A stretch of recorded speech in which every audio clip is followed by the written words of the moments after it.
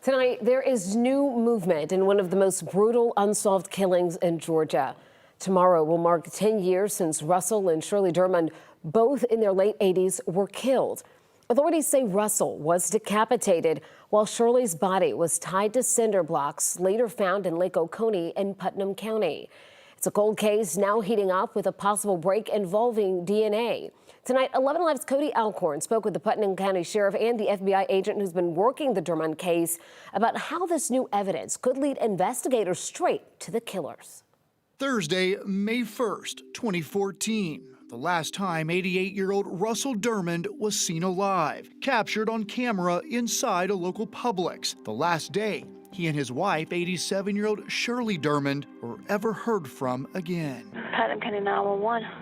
Yes, I have an emergency. Okay. I think I have somebody dead. On May 6th, Russell's decapitated body was found in the couple's garage. Shirley missing. Special Agent Andy Smith with the FBI.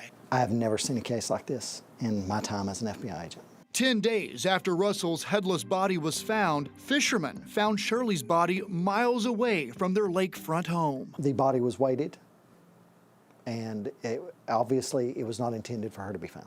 A mistake by the killers. I do believe it was more than one person was involved. Likely people the Dermonds knew. The lack of evidence of theft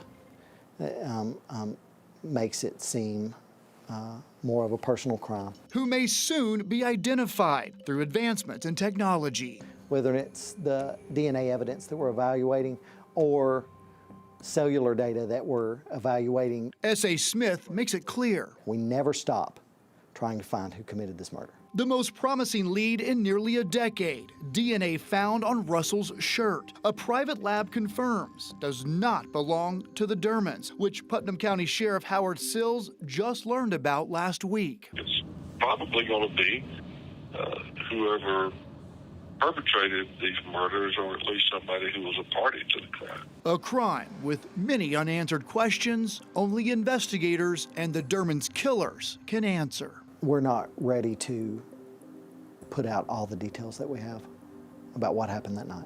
But a decade later, they're ready to put the killers on notice. We do have leads that we are looking for you, and that we're not going to stop until we get you. S.A. Smith says between the DNA evidence and the cell phone data being evaluated, technology is going to solve this case. Now, as for the DNA, he says there is still more testing to be done before they can enter that into a national database, and also confirms they have evidence being examined at their labs in Quantico. There is a $25,000 reward being offered in this case. In Chamblee, Cody Alcorn, 11 Alive News.